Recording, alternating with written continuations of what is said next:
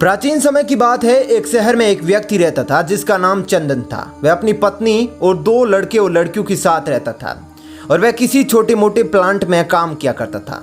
चंदन और उसकी पत्नी खुशी खुशी अपना जीवन व्यतीत कर रही थी। समय का चक्र बीत रहा था और उनके बच्चे भी बड़े होते जा रहे थे।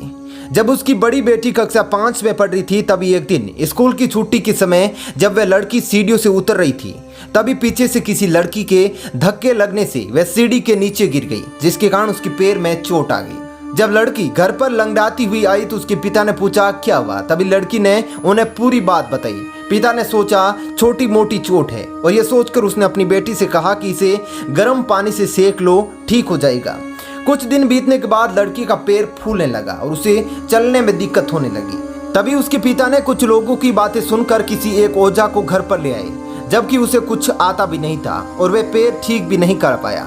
कुछ समय बीतने के बाद जब उसकी लड़की की हालत और ज्यादा खराब होती जा रही थी, एक दिन जब उसके पिता अकेले कहीं पर बैठे हुए थे तो वे मन ही मन सोच रहे थे कि क्या करें। तभी सोचते सोचते उनके दिमाग में आया क्यों ना डॉक्टर से दिखाया जाए।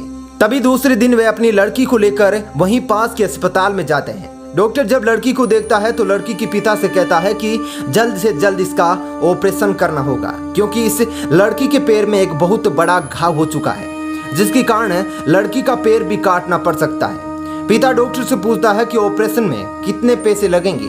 तभी डॉक्टर कहता है कि 40,000 लगेंगे।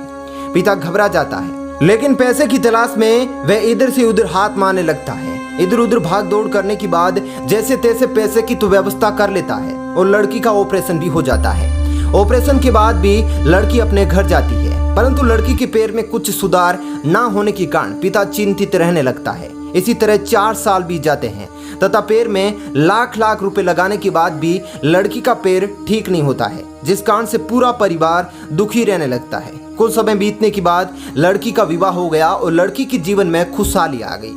पिता सोचता है कि अब सब कुछ ठीक हो गया है, संघर्षों की दौड़ खत्म हो गई है, परंतु किस्मत को कुछ और ही मंजूर था।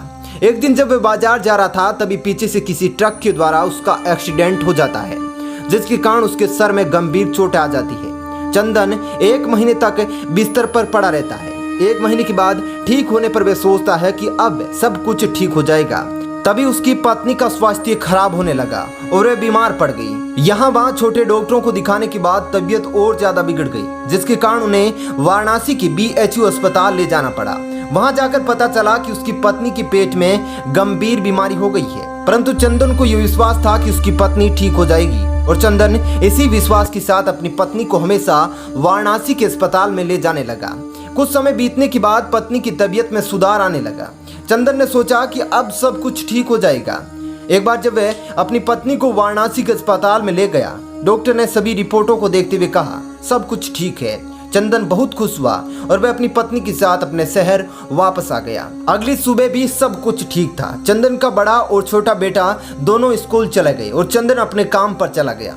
बड़ा बेटा स्कूल में सोच रहा था कि चलकर माँ से कुछ बातें करेंगे। तभी 11 बजे उसका मित्र आता है और कहता है कि चलो तुम्हारी माँ की तबीयत खराब हो गई है। बड़ा बेटा दौड़ता हुआ अपने घर की तरफ आता है। तब तक बहुत देर हो गई थी, उसकी माँ की मृत्यु हो चुकी थी। बेटा माँ को देखते हुए ही फूट फूट कर रोने लगता है और वे अपनी माँ का अंतिम संस्कार करते हैं। 1 साल तक पूरा परिवार दुखी ही रहता है। कुछ समय बीतने के बाद दुखों के बादल छंट जाते हैं और चंदन अपने लड़के और लड़कियों के साथ सुखमय जीवन बिताने लगता है। आज उसका परिवार खुशी खुशी जीवन जी रहा है।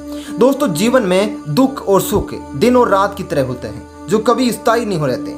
इसलिए दुख के समय कभी हिम्मत नहीं हारना चाहिए तथा सुख के समय कभी अहंकार नहीं करना चाहिए। इसीलिए कहा गया है जीवन का दूसरा नाम संघर्ष है। आप सभी को जीवन में संघर्ष की यह सच्ची कहानी कैसी लगी हमें कमेंट करके जरूर बताइएगा।